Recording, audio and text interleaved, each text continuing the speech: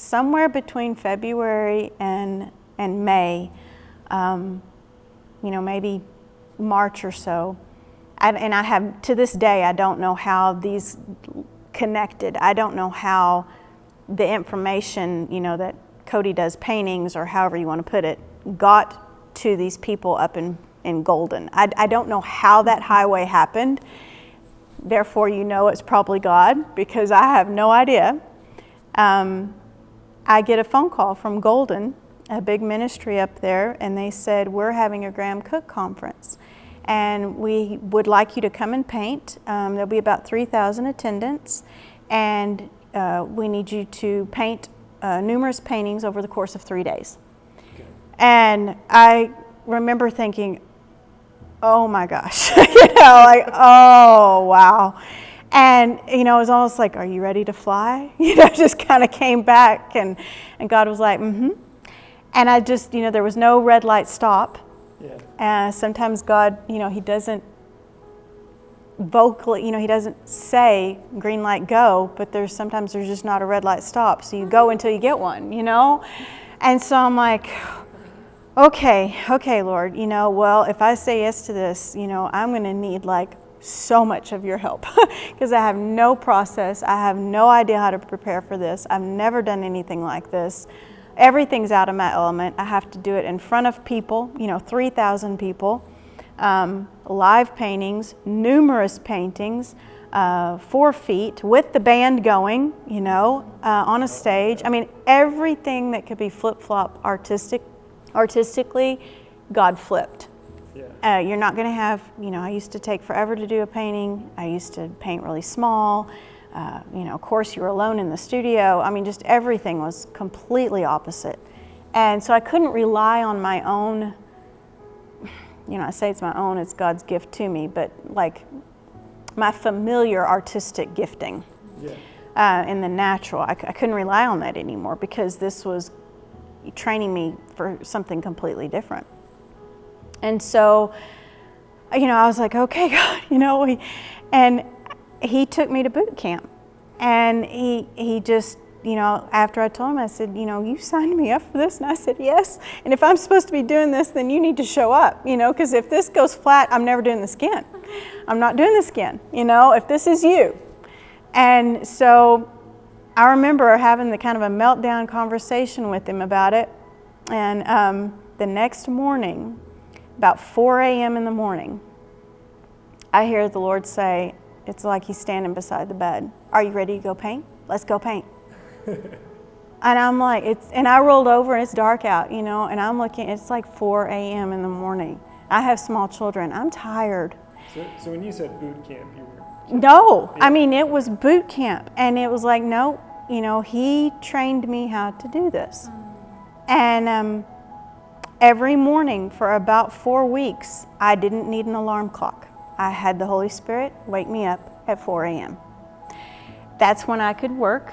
My girls were tiny, and that's when I could get out to the studio and had my time. And every morning, 4 a.m.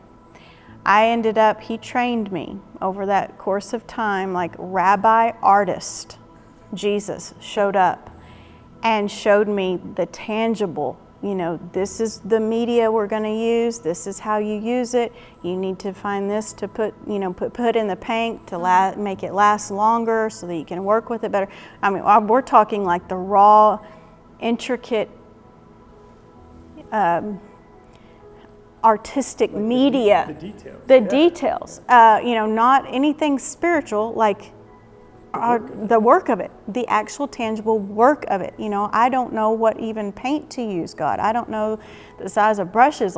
This is huge. So it was incredible. Yeah, well, changing sizes and then changing the speed, you're changing all kinds of stuff. Oh yeah, and I had done a lot of ink. I had done pastels. I had done watercolor. I had done pencils. I frankly do not like acrylic paint.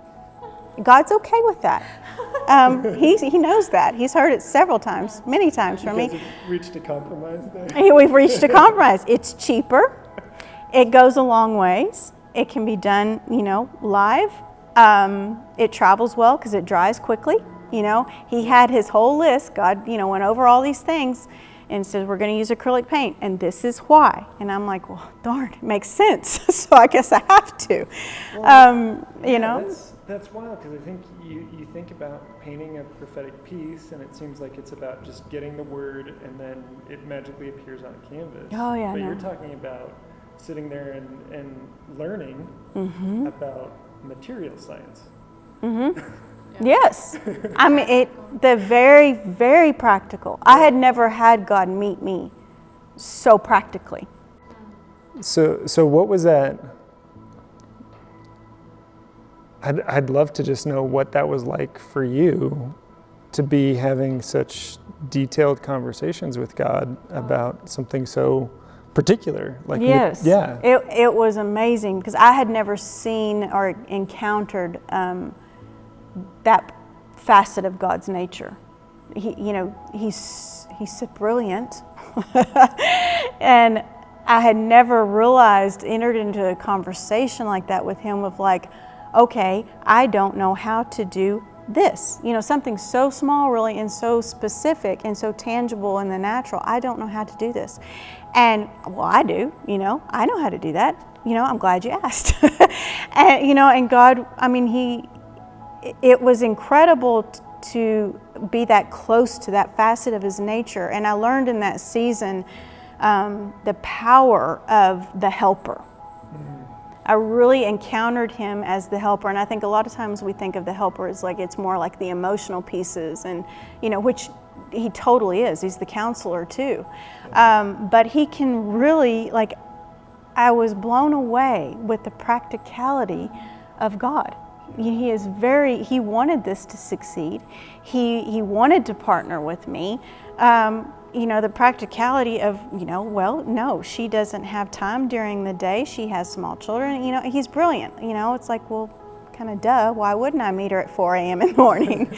You know, was that my prime time? Not really, but it turned into it, you know. And I love that he loves the communion aspect of it. He loves the conversation. He loves the interaction. It's not just, okay, God, here I am, tell me what to do. But it's like, okay, now what? You know, it's like, if you had your little daughter and it's like, okay, well, now what? We're going to learn very simply how to paint a picture. And you know, and sometimes there would be, you know, he wanted specific colors and he would list them off and even tell me, I want you to mix these two colors to get this one or whatever. Very, very directional and tactile.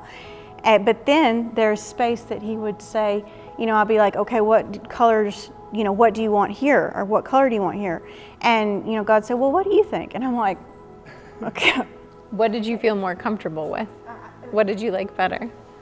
Well, over the years, I enjoy those moments where I get to say, I think that would be a nice color there, you know. I've had to learn how to walk into that, you know, because I really trust him as the creator of the universe and as the master artist. You know, I can very much identify. It's just, creation blows me away. So, you know, when the Father comes to you over something in a painting and says, you know, well, what color would you like to make it? And you're like, it takes you for a pause, because you're like, you know, but he enjoys that. It's like, I want you to do it. This one has free reign, is how he'll say. You know, this one has free reign. This can be numerous colors. What do you think would look nice? That's cool.